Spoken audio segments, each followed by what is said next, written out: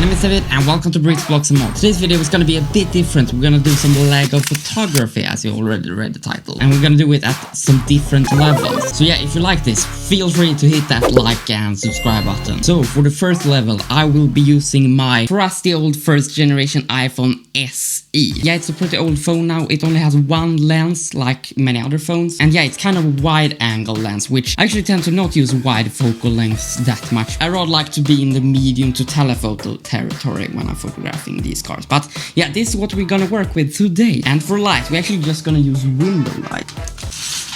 Right, and don't forget to dust off your surface a bit. And the car we're gonna photograph is this Lamborghini Gallardo Spider LP564 or whatever. Let me know if you want a video on this, by the way. But yeah, first you just have to but also, I almost forgot, but we're also gonna shut this light off.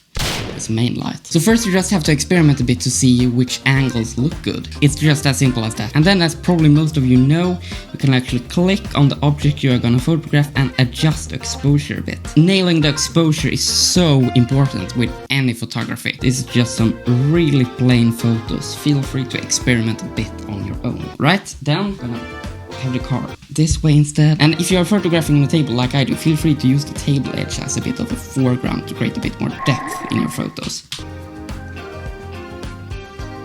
And then I actually really like the top of these cars, so I'm gonna do some top-down photos as well.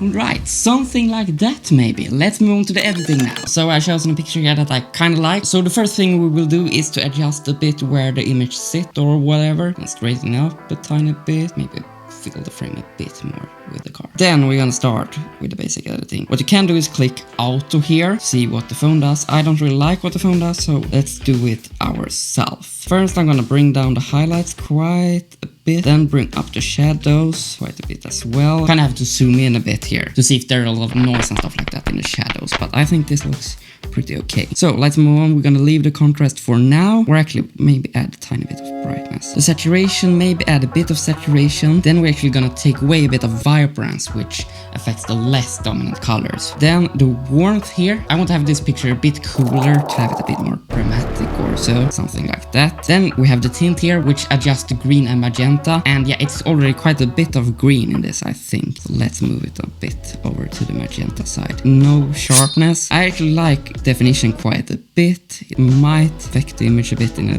bad way, but yeah, I think this looks pretty okay. Maybe a tiny bit of noise reduction. Vignetting, it's up to personal preference. I like a bit of vignetting actually. Actually gonna bring down the vibrance even more and bring up the vibrance. Bring up the saturation a tiny bit more. Add a tiny bit more of shadows here. I think this looks pretty good. We can. Oh, I don't want to add any contrast actually. Alright, I think that looks pretty good. So now let's move on to the next level. Alright, for the next level, I'm actually gonna use this iPhone 13. And I'm also gonna try to create some kind of photo app. What? With a flashlight, some tape. Do you say tape in English? I think you say tape. Anyway, this, some aluminium foil, as we say here in Sweden, you know, this stuff. And some paper sheets. I have no idea if this is gonna work, but I will give it a try. So what I thought of doing was kinda... This won't work at all. Actually, you know what? Let's just scrap this idea and use this light instead. This is actually a PowerTube 6C. This didn't work. I think if you had a brighter light, but don't use an LED or something, because as we are using paper as well, it might start to burn or something, and that would be very unfortunate.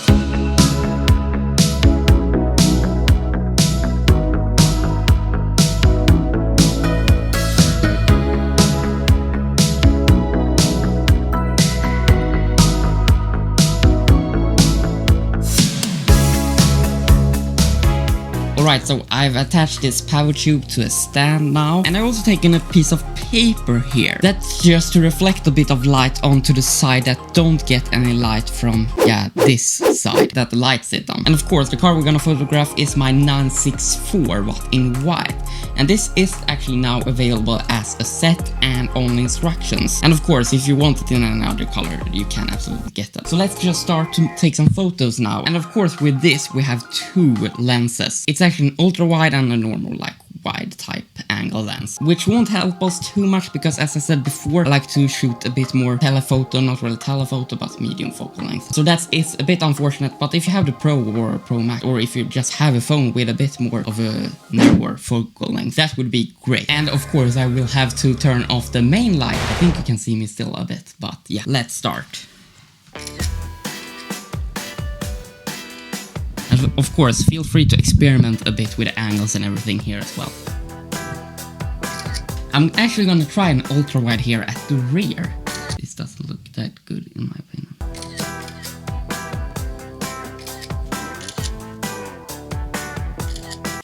But yeah, I'm gonna edit these now just like I did before, so yeah, here's the final photos.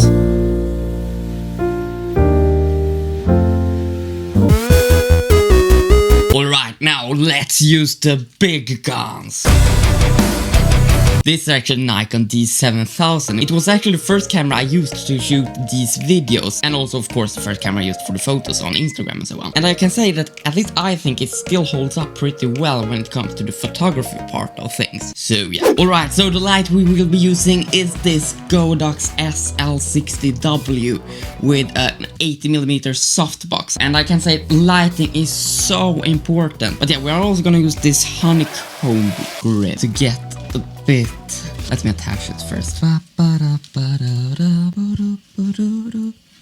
Alright, as you probably noticed now, it creates this very moody look. What this does is that it kind of directs the light a bit more. And today we're gonna go with a bit more of some dramatic photos. It's not gonna be super creative, it's gonna just be a black infinity background. But yeah, feel free to experiment on your own. This is just the basics. Let's do that right now. Or first, the car we are gonna photograph is this R34 Nissan Skyline. Alright, now over to the kinda weird part where we're actually gonna use this pillowcase as the background. When I want these infinity black backgrounds, this is actually what I normally use. I know it's super weird, but kinda creative maybe. So yeah, I just use blue tack and attach it to the wall. But yeah, then it's very important that you don't have any light spilling on this black background then, because that won't create that infinity black background. You can do a bit in post, but just keep that in mind.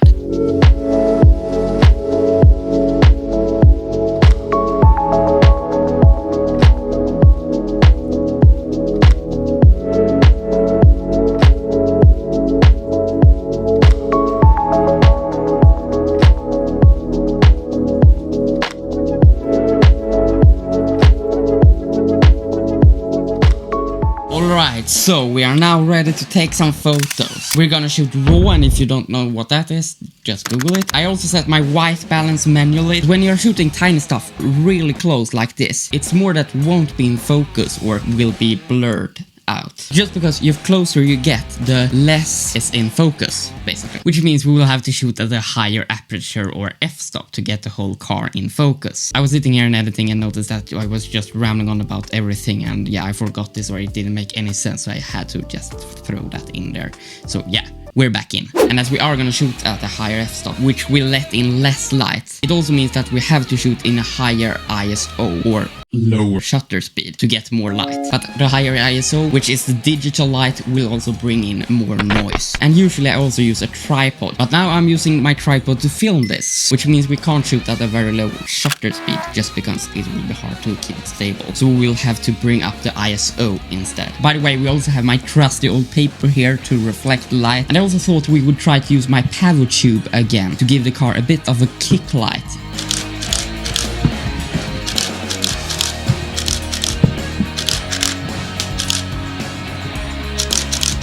Alright, let's move on to the editing now. I edit all my photos in Adobe Lightroom, and it's a very powerful photo editing software. Let's start now. It's actually basically the same as the first photos on the phone, you know. So I'm gonna bring up the shadows a bit, quite a bit actually. Yeah, let's bring down the highlights, a bit more exposure actually. Then we're gonna bring up the whites a tiny bit, and you can actually hold down a finger like this to see when you're kind of losing data or information in the highlights or whites here. I don't know, something like that. Then we're gonna adjust the blacks, and of course we want to crush the shadows or blacks in the background because we want that infinity background. Maybe a bit more exposure. Then over to the colors panel, we're gonna have a bit more warm. Then we're actually gonna add a bit of, first we're gonna take away some saturation. Then we're gonna bring up the vibrance, and then some people like this, some people don't, but I want to have a bit of clarity actually. And then I'm actually gonna do a move that's kind of the opposite of clarity, but I want to bring down the texture a tiny bit,